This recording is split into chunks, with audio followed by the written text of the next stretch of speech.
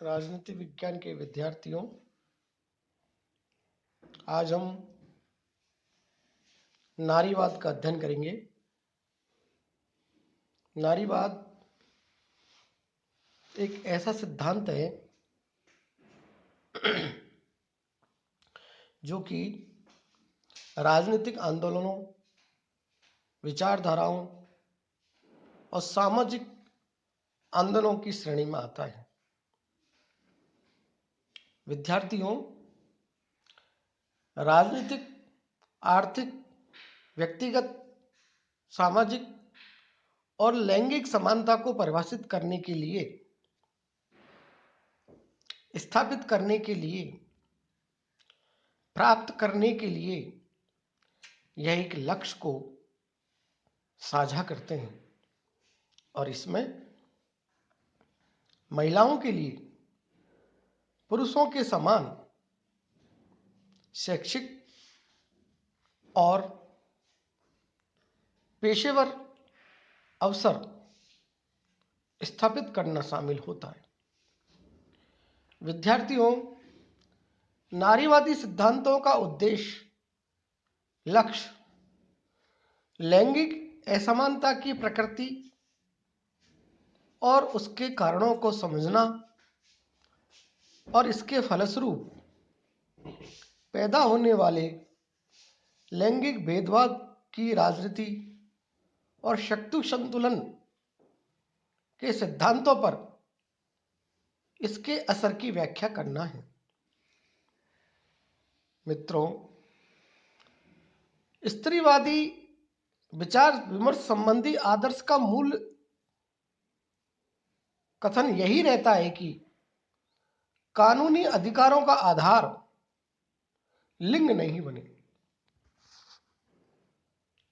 विद्यार्थियों, आधुनिक स्त्रीवादी विमर्श की मुख्य आलोचना हमेशा से यही रही है कि इसके सिद्धांत एवं दर्शन मुख्य रूप से पश्चिमी मूल्यों एवं दर्शन पर आधारित रहे हैं।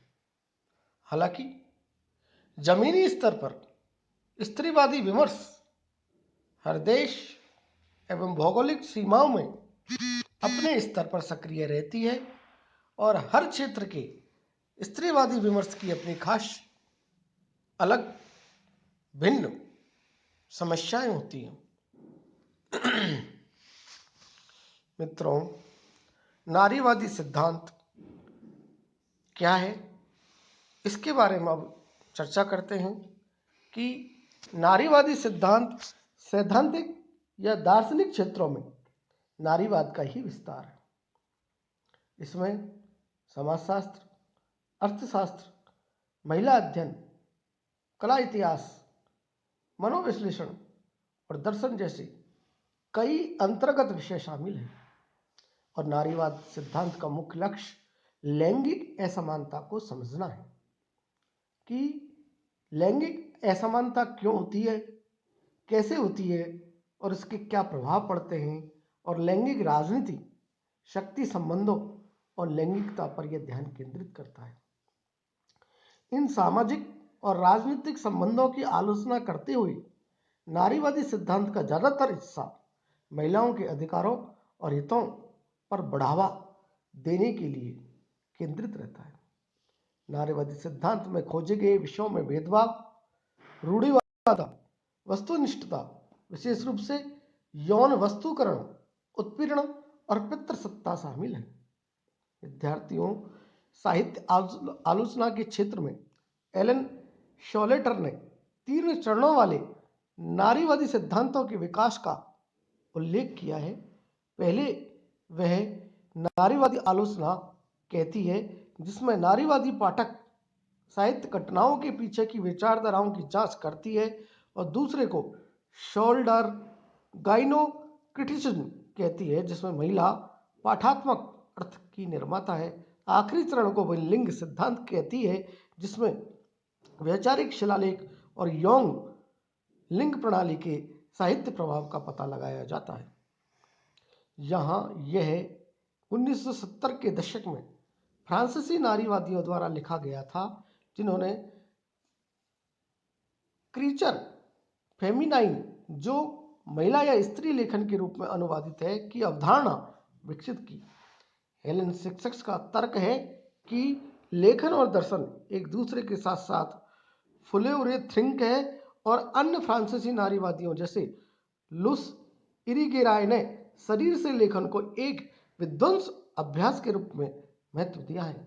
मेरे प्यारे विद्यार्थियों, मित्रों, एक नारीवादी मनोविश्लेषक और दार्शनिक और ब्रांचा एंटिगर कलाकार और मनोविश्लेषक जूलिया क्रिस्टेवा के काम ने विशेष रूप से नारीवादी सिद्धांत को प्रभावित किया है, आगे बढ़ाया है और विशेष रूप से नारीवादी साहित्य की आलोचना।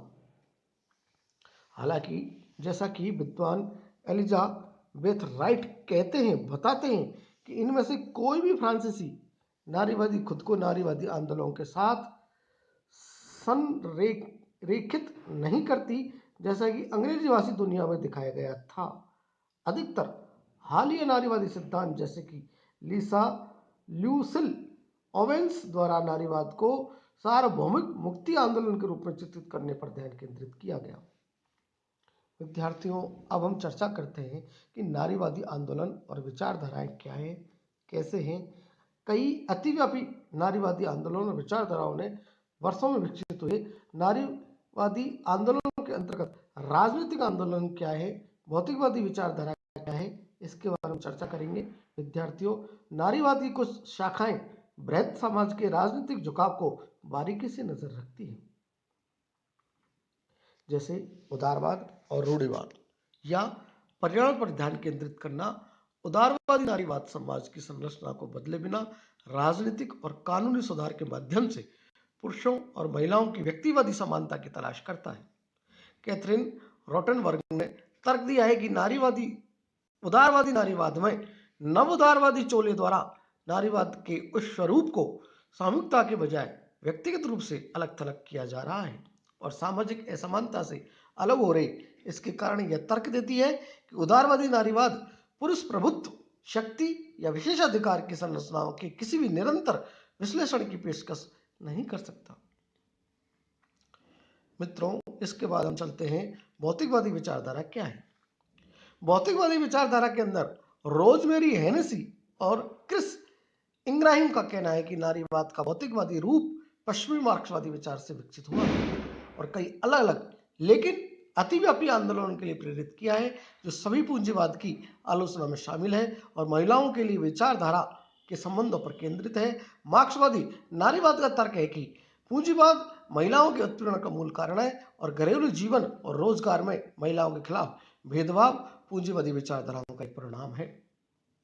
मित्रों, अफरी मूल की उत्तर औपनिवेशिक विचारधारा क्या है, इसके बारे में चर्चा करते हैं।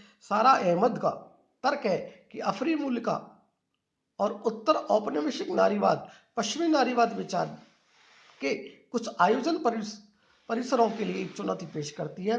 अपने अधिकांश इतिहास के दौरान पश्चिमी यूरोप और उत्तरी अमेरिका की मध्यम वर्ग की श्वेत महिलाओं द्वारा नारीवादी आंदोलनों और सैद्धांतिक विकास का नेतृत्व किया गया था। हालांकि उन जातियों की महिलाओं ने वैकल्पिक नारीवाद का प्रस्ताव रखा। 1960 के दशक में संयुक्त राज्य अमेरिका में नागरिक अधिकारों के आंदोलनों और अफ्रीका, कैरिबियन, लैटिन अमेरिका के कुछ हिस्सों और दक्षिण पूर्व एशिया में यूरोपीय उपनिवेशवाद के पतन के साथ इस प्रवृत्ति में तेजी आई। उस समय से विकासशील देशों और पूर्व उपनिवेश में रहने वाली महिलाएं जो रंग या विभिन्न जातियों की है या गरीबी में रह रही है ने अतिरिक्त नारीवाद का प्रस्ताव दिया है। मित्रों, विद्यार्थियों, स्त्री विवश के विभिन्न रूपों में नारीवाद की जो छोटे छोटे पहलू हैं, उनमें यदि हम चर्चा करें तो हम कह सकते हैं कि नारीवाद के छोटे छोटे पहलुओं में सांस्कृतिक नारीवाद आता है, पर्यावरणीय नारीवाद आता है, समतामूलक नारीवाद आता है, समलैंगिक नारीवाद आता है, उदारवादी नारीवाद आता है, व्यक्तिक नारीवाद आता है, मार्क्सवाद नारीवाद या समाजवादी नारीवाद आता है, भौतिक नारीवाद आता है, बहुसांस्कृतिक नारीवाद आता है, विखंडनवादी नारीवाद आता है और आध्यात्मिक नारीवाद आता है।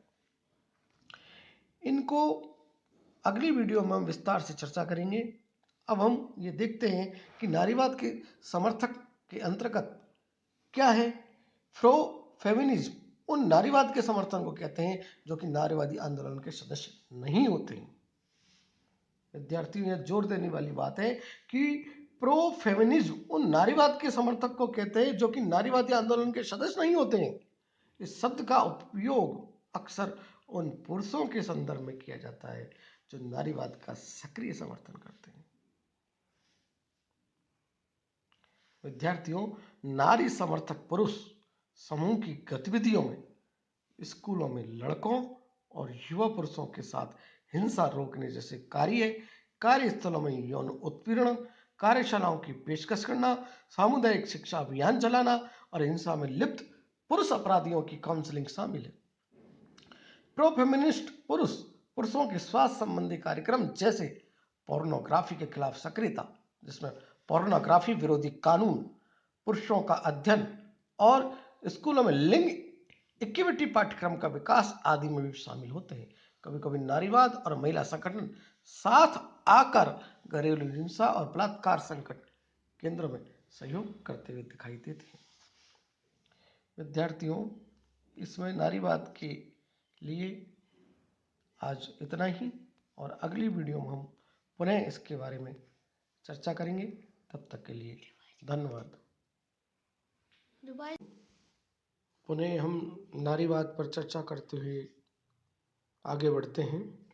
नारीवाद एक समाजशास्त्रीय अवधारणा है जो जीवन के प्रत्येक क्षेत्र में पुरुषों के बराबर स्त्रियों के अधिकारों के लिए समर्थन से उत्पन्न हुए सामाजिक आंदोलन को इंगित करती है। यह एक ऐसा विचार है जो पुरुषों और स्त्री के बीच समानता को स्वीकार कर नारी के बौद्धिक एवं व्यवहारिक रूप में सशक्तिकरण पर बल देता है। यह लैंगिक भेदभाव को अस्वीकार करता है जो कि नारी की हीन स्थिति का प्रमुख कारण है। विद्यार्थियों, इस विचारधारा की उत्पत्ति मूलतः पितृसत्तात्मक समाज अर्थात पुरुष प्रभुत्व की प्रक्रिया में फलस्वरूप हुई। नारीवाद की व्याख्या मुख्य रूप से दो अर्थों में की जाती है। पहली, संकुचित अर्थ में एक राजनीतिक विचारधारा के रूप में नारीवाद महिलाओं के द्वारा महिलाओं के लिए समानता हेतु किया गया एक सामाजिक आंदोलन है जो लिंगवादी सिद्धांत, पुरुष प्रभुत्व, वर्चस्व और महिलाओं के सामाजिक शोषण की समाप्ति पर बल देता है।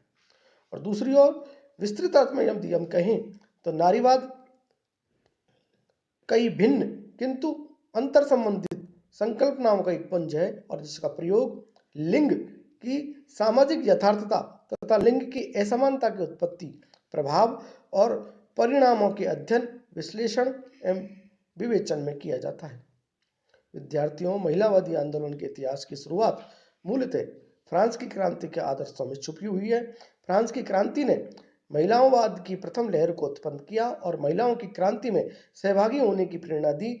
ब्रिटेन में सन 1972 में प्रकाशित मेरी वुllstonecraft की पुस्तक a vindication of the rights of women ने नारीवाद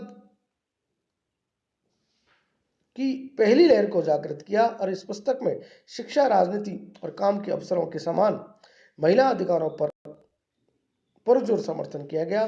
भारत में भी 19वीं शताब्दी में कुछ समाज सुधारकों द्वारा महिलाओं की परिस्थिति में सुधार लाने का प्रयास किया और जिसमें सबसे पहले हम यदि नाम लें तो राजा मोहन राय का नाम आता है। राजा राम मोहन राय ने महिलाओं के लिए बहुत अच्छा काम किया और इसी प्रकार से केशव चंद्र सेन ने, देवेंद्रनाथ ठाकुर ने, इसके अलावा स्वामी दयानंद सरस्वती ने, श्रीमती एनी बेसेंट के अतिरिक्त थियोसॉफिकल सोसाइटी, रामकृष्ण मिशन जैसी अनेक संस्थाओं ने स्त्री शिक्षा, महिलाओं के अन्य समस्याओं जैसे विवाह की आयु, विधवा विवाह आदि के समाधान में राजनीतिकों ने विभिन्न सिद्धांतों की स्थापना की जिन्हें नारीवादी सिद्धांत कहा जाता है। नारीवादी सिद्धांत महिलाओं और पुरुषों दोनों के लिए समानता की बात करते हैं किंतु इनके लिए वे विभिन्न तरीके अपनाते हैं जैसे उदारवादी नारीवाद, मार्क्सवादी नारीवाद, रेडिकल नारीवाद और उत्तर आधुनिक नारीवाद। विद्यार्थियों, उदारवादी नारीवाद ने पुरुषों के समान महिलाओं के कानूनी और राजनीतिक अधिकार प्राप्त करने का समर्थन किया है। इसी प्रकार आमूलचूल परिवर्तनवादी या रेडिकल नारीवाद ने रेडिकल नारीवाद दृष्टिकोण और उससे संबंधित अवधारणा का प्रारंभिक विकास 1960 के दशक में हुआ महिलाओं के प्रथम उग्र समूह का निर्माण अमेरिका में तत्कालीन माओवादी विचारधारा के फलस्वरूप उत्पन्न हुआ। रेडिकल नारीवाद मौजूदा राजनीति से पूर्ण स्वच्छंद संबंध विच्छेद स्थापित करना चाहता था, जहां महिलाएं अपनी अनुभूतियां और सृजनशीलता के द्वारा अपने विचार प्रकट कर सके। रेडिकल नारीवादियों ने हिंसा, गर्भ नियंत्रण और यौन मुद्दों जैसे मुद्दों पर अपने विचार उत्तेजक समीक्षाओं के रूप में प्रस्तुत किए। उन्होंने पितृसत्ता को समझने के लिए व्यक्तिगत और राजनीतिक आलोचना का उपयोग भी किया। रेडिकल नारीवादियों ने व्यक्तिगत ही राजनीतिक का नारा दिया। इसमें सिमोन डी बोउआ की पुस्तक द सेकंड सेक्स और कैट मिलेट की पुस्तक सेक्सुअल पॉलिटिक्स का महत्वपूर्ण स्थान है। रेडिकल नारीवाद का उद्देश्य लिंगों के बीच व्याप्त सभी विभेदों को प्रकाश में लाना है तथा पुरुषों के स्त्रियों पर प्रभुत्व का विरोध करना है। यह पुरुषवादी अधीन सांस्कृतिक मूल्यों का विरोध करता है और उन्हें चुनौती देता है। यह परंपराओं के नए संस्कार एवं मूल्यों का सृजन करता है। विद्यार्थियों, इसके बाद हम चर्चा करते हैं मार्क्सवादी नारीवाद की। मार्क्सवादी नारीवाद का उद्देश्य महिलाओं के अधीनता, उत्पादन के तरीकों और महिलाओं की स्थितियों के बीच के रिश्ते की सामग्री के आधार पर वर्णन करता है। मार्क्सवादी नारीवाद विचारधारा के अनुसार महिलाओं की अधीनता और वर्गों का विभाजन दोनों ही निजी संपत्ति के विकास के साथ साथ ऐतिहासिक दृष्टि से विकसित माने जाते हैं। मार्क्सवाद के अनुसार वर्ग विभाजन, यौन उत्पीड़न और शोषण से महिलाओं की दशा और अधिक शोचनीय हो गई है। विद्यार्थियों, इसके बाद हम चर्चा करते हैं समाजवादी नारीवाद। जैसा कि नाम से विदित है, समाजवादी नारीवाद सेक्स और लिंगभेद के बीच आवश्यक और तार्किक संबंध से इनकार करता है। विद्यार्थियों, इसके बाद है आधुनिक नारीवाद। उत्तर आधुनिक नारीवाद का एक महत्वपूर्ण दृष्टिकोण है जो उत्तर आधुनिक और बाद के संरचनात्मक सिद्धांतों को शामिल करता है तथा उदार नारीवाद और कट्टरपंथी नारीवाद को आधुनिकवाद की छोर से परे जाने के रूप में देखता है। सांस्कृतिक नारीवाद महिला चरित्र या स्त्री के सकारात्मक पहलुओं और विशेषताओं को व्यक्तित्व के रूप में देखता है। पारिस्थितिक नारीवाद पर्यावरण संकट, पृथ्वी और महिलाओं के अवमूल्यन और आध्यात्मिक चिंताओं के बीच एक समानांतर संबंध के रूप में देखता है। इसके बाद है काला नारीवाद। काले नारीवाद का उदय लिंग असमानता, वर्ग उत्पीड़न और नस्लवाद के विरोध में हुआ। इसके बाद है औपनिवेशिक नारीवाद। औपनिवेशिक नारीवाद से अभिप्राय नारीवादी दर्शन के एक प्रकार से है जो नस्लवाद, गैर सफेद और गैर पश्चिमी महिलाओं के आर्थिक, सामाजिक और राजनीतिक संदर्भ में उनके प्रभाव के साथ उपनिवेशवाद पर केंद्रित रहता है। इस प्रकार से हम ये कह सकते हैं कि महिलाओं की मानवीय संवेदनाओं को अपने से समेटे हुए विभिन्न नारीवादी मुद्दों को संबोधित करती विभिन्न धाराएं अपने पद चिन्ह अंकित करते हुए अपने उद्देश्य प्राप्ति की ओर बढ़ती रही है। विभिन्न देश, काल और वातावरण से प्रभावित होने के फलस्वरूप अपने अपने परिवेश के अनुसार नारीवादी सिद्धांतों की विभिन्न धाराएं अपने महत्वपूर्ण उद्देश्यों को पूर्ण कर महिलाओं के जीवन को स्पंदित कर रही है। नारीवादी आंदोलन केवल बौद्धिक जगत तक ही सीमित नहीं रहकर विभिन्न देशों की गलियारों से निकलकर नारीवादियों के मन में स्पंदित हो रहे हैं। इस विचारधारा से एक न एक दिन इस विश्व की आधी आबादी को अपने अधिकारों और सम्मान की प्राप्ति शीघ्र होगी। नारीवादी विचारक नारी के उस परिवेश वातावरण को बदलने की चाह रखते हैं जिनके कारण उनके व्यक्तित्व का विकास नहीं हो पाया है।